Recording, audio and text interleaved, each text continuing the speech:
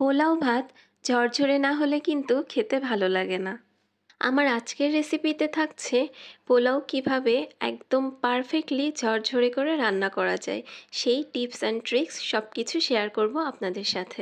রান্নার সময় পাতিলে পেঁয়াজ বেরেস্তা ব্যবহার না করে পরিবেশনের সময় ছিটিয়ে দিলে রঙটা সুন্দর সাদা থাকে।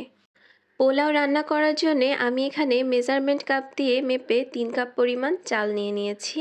আমি এখানে চিনি গুঁড়া চালটা ব্যবহার করেছি। চালটা ধুয়ে আধা ঘন্টা পানি ঝরাতে রেখে দিব। এখন চুলায় একটা প্যান গরম করে তাতে 1 টেবিল চামচ পরিমাণ তেল দিয়ে দিলাম আর দিয়ে দিলাম 1 টেবিল চামচ পরিমাণ ঘি। এখানে ঘি বা তেল কোনোটাই কিন্তু অতিরিক্ত ব্যবহার করা যাবে না। এখন এর মধ্যে দিয়ে দিচ্ছি 3টা এলাচ আর 2 টুকরা দারচিনি। একটু নেড়ে চেড়ে কিছুক্ষণ ভেজে নিয়ে এর মধ্যে দিয়ে দিচ্ছি ধুয়ে পানি ঝরিয়ে রাখা সেই পোলাওয়ের চাল। এখন এই চাল ভাজার স্টেপটা কিন্তু অনেক বেশি ইম্পর্ট্যান্ট। চুলার জাল লো থেকে হালকা একটু বাড়িয়ে 4-5 মিনিটের জন্যে চালটা আমি ভেজে নিয়েছি।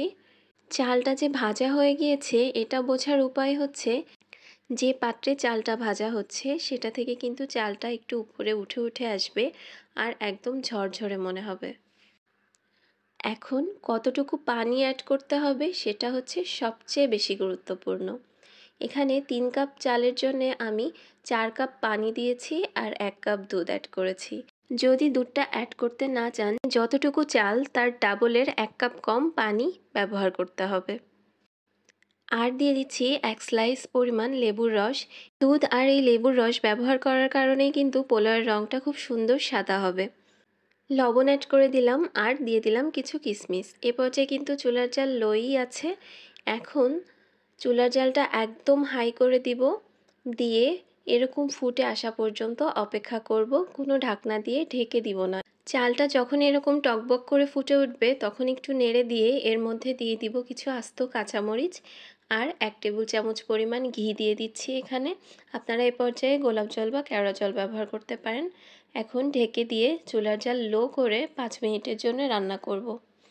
যে 5 মিনিট পর ঢাকনা খুলে নেড়ে দিয়ে দেখছি পানিটা কিন্তু অনেকটাই শুকিয়ে এসেছে আর চালটা 80% পর্যন্ত কিন্তু সেদ্ধ হয়ে গিয়েছে।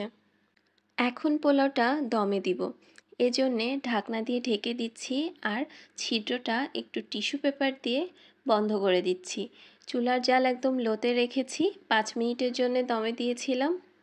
5 মিনিট পর এই যে এখন একটু নেড়ে চেড়ে দিচ্ছি। চালটা কিন্তু পুরোপুরি সেদ্ধ হয়ে গিয়েছে আর পোলাওটাও কিন্তু খুব সুন্দর ঝরঝরা হয়েছে। আমি একটু উঠিয়ে দেখাচ্ছি এখানে। এই যে চালটা কিন্তু খুব সুন্দর সেদ্ধ হয়ে গিয়েছে। এখন চুলাটা অফ করে দিচ্ছি।